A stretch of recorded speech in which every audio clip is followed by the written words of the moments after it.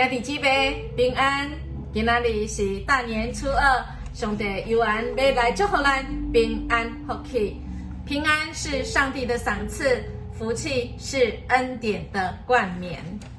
我们从神的话语来开始我们一天。今天我们要来读雅歌书这样子说2章8节跟3章5节。3章4节这样说道：我一离开他们，就找到了他，我抓住他，不让他走，直到我领他进我母亲的家，到我出生的那房间。3章4节是这样说的。今天的经文开始，良人来邀请他的佳偶跟他一起去。哎呀，这是一个何等好的时机！只是佳偶的生命还没有成熟，他没有起来回应，没有和良人一起去葡萄园，他只是在屋子里等想，他怎么样子可以有好的跟良人在一起的机会？他还在犹豫，没有行动。他渴望，可是他却是不敢回应。亲爱弟兄姐妹，我们看到经文说，直到他离开了他们，那他们是什么呢？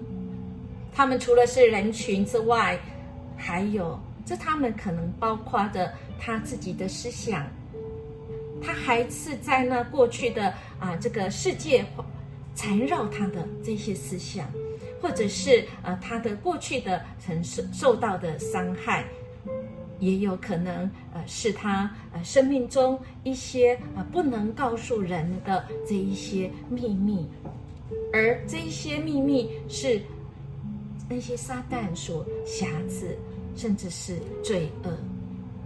亲爱的弟兄姐妹，我们的主都有办法。我不知道我们今天回妈妈的娘家，或者是我们自己回娘家的时候，会遇到什么样的事？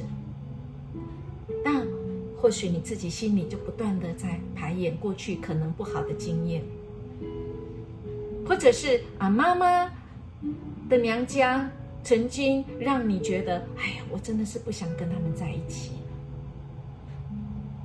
亲爱的弟兄姐妹，有主与你同去，不用怕。